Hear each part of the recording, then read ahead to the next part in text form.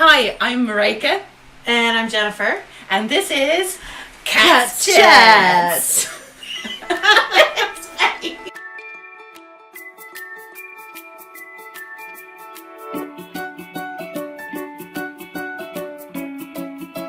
What's your favorite background to use? Currently, I'm really loving the Pig Goes Pop. Oh, with yeah. The, with the belly. The interactive one? Mm-hmm. Yeah. I'm loving that one because, you can use it so open-endedly. Let's think of categories, and every time we name something, the category's belly gets bigger because he's eating the category, and then kawowie! Yeah, exactly. Because you can lean back and feed them, and you can see the kids going, you're actually physically doing that. And I like it when I have a monster or something and I'm like, oh, it almost bit my hand. You can see their reactions. They're like, whoa, this is great. I have a kid who is seriously into Venom and Titanic that I'm seeing. So he loves it when I have Venom in the background and I pretend Venom's not there. Yeah. So I'm like, oh, I want you to meet my lovely pet goldfish. And I turn it around and it's like that, or it's a shark. And I'm like, oh no, the shark ate my goldfish. Yeah. Which is I've super quite a fun. few dinosaur pictures of big T-Rex that's kind of looming over me like, ah, so I can look back and go, ah! And, the kids love that. My baby shark background is quite popular recently. I haven't tried that one yet. Yeah, baby shark is nice because a lot of kids love it, and then they might ask for the song. Yeah. And which prompted me to learn the ISL sign for shark because I didn't know it before, so now I can sign shark. Oh, right. So I guess right. We've been signing this all along. Awesome. Great. Okay.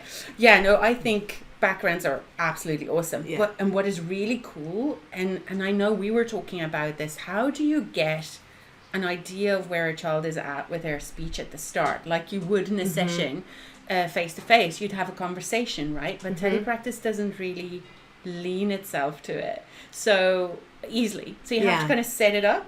So I like putting a really silly scene behind me with things happening and it's really odd, and kids love to comment on that, and they're like, oh look, that guy's doing this. And then you're getting your speech sample at the same time, but even fluency practice, all those kind of things. Let's say that with our easy voice. Let's do there's stretchy so speech. much you can do with that background. Just having a background. And there are so many fantastic therapists out there designing things to do that. But what I love is those interactive virtual backgrounds where you're part of the scene. Go Speech does a lovely one. It's Chomp and Chipmunks. I don't know if you've used them. Oh, I haven't. I'm excited now. So you have this little chipmunk and you're having a picnic and you open the basket and then in it is a meal and it has nuts in it, and then the chipmunk is really interested, so you call him closer. So you're in the scene, so you can go, okay, now you need to call them to come, chipmunks, and we're working on the cut, or we're working on signs, and we're going, ooh, right, look, we have some food for you. Right? And we go, open your mouth, and he opens his mouth, and you go, push him in. We push the food in, he has to take a whole bite, and off he goes. And then he saves all the nuts from all the meals inside his cheeks, until in the end, and every now and again you're like, what are his cheeks for? This looks dodgy. And one of the kids are like, that's Alvin. I love Alvin. I'm like, okay, but Alvin looks like he's going to puke nuts all over me now. And he pukes. And you're in the middle of all the nuts and you're like, oh no, I'm stuck. Help me. Pull me out. So I frequently get stuck in nuts. So, which is great crack. I find with the boom cards, especially the troll in the bowl. Oh, yeah. And like the reinforcers and whatnot. I have kids, say 3, 4, 5-year-olds, who get really invested in the games. So I have to be very careful on like the winning and losing, or, especially like the one where they're in the pet shop. Yes. And you're trying to find all the pets before the shop closes. And the kids will get very upset if you don't find all the pets. So you have to make sure you find all the... That's the bit where going out of share screen and quickly look has saved my bacon a few times. But other times you have kids who are highly alert and they don't want you to go out of it.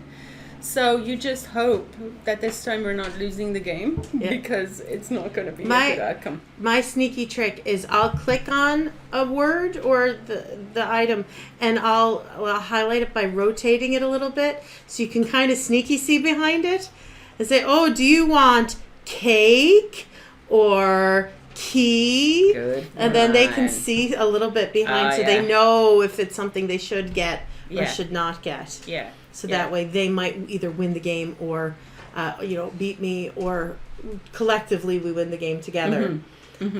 That's my sneaky way of cheating a little bit. That and spinner games work really well, like Super Duper's Chipper Chat, or because I miss having the magnet. I want to play with the magnet. But at least you can do, okay, we're going to virtually pick it up now, and you can spin with the spinner, and that is a quick reward. But I find that the best thing so far has been the strategy of, okay, we're going to do this assessment online. Great fun.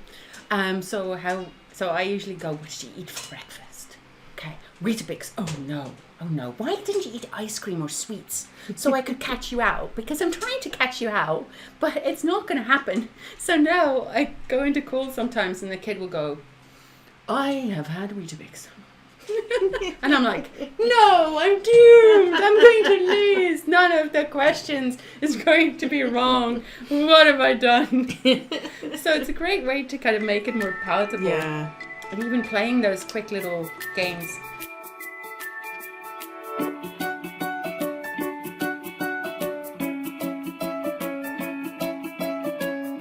If you have any questions, give us a call. Send in your questions and we'll try our best to answer them.